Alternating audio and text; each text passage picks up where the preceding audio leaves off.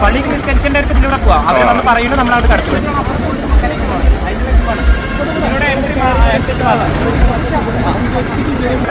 നീള ആരതി കാണാൻ പോകുന്ന താൽക്കാലികമായി നിർമ്മിച്ച പാലത്തിന് കവാടത്തിന് തൊട്ടു മുന്നിൽ തന്നെ ഒരു മസ്ജിദ് ഉണ്ട്.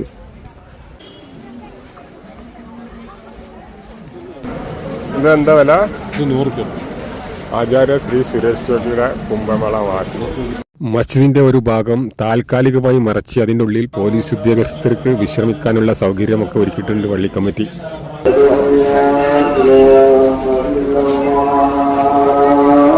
അസറായതുകൊണ്ട് നിസ്കരിക്കാനൊക്കെ കുറച്ചു ആളുകളെ ഉണ്ടായിരുന്നുള്ളൂ. ദൂരെ നിന്ന് വരുന്നവരോടാണ് റൂമൊക്കെ എടുക്കണമെങ്കിൽ തിരൂരൊക്കെ നോക്കുന്നതായിരിക്കും നല്ലത്. ഒന്നാമതായി തിരുനാവായ അത്ര വലിയ ടൗണൊന്നുമില്ല.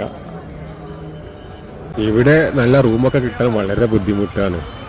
ഇവിടെയുള്ള ചെറിയ ചെറിയ ക്വാർട്ടേഴ്സുകളൊക്കെ അതിഥി തൊഴിലാളികൾക്കൊക്കെ താമസിക്കാൻ പറ്റുന്ന രീതിയിലുള്ളതാണ്.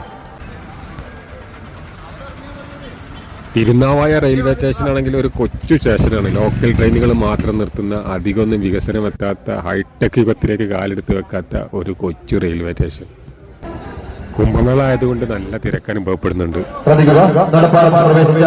പാലത്തിന്റെ മധ്യഭാഗത്തിലൂടെ വരിയായി തന്നെ നടന്നു നീങ്ങണമെന്ന് അഭ്യർത്ഥിക്കുന്നു. യാതൊരു കാരണവശാലും നടപ്പാലത്തിൽ നിൽക്കുവാനോ കൂട്ടം കൂടി നടക്കുവാനോ പാടുള്ളതല്ല. പാലത്തിന്റെ മധ്യഭാഗത്തിലൂടെ വരിയായി വളരെ വേഗത്തിൽ നടന്നു നീങ്ങണമെന്ന് അഭ്യർത്ഥിക്കുന്നു.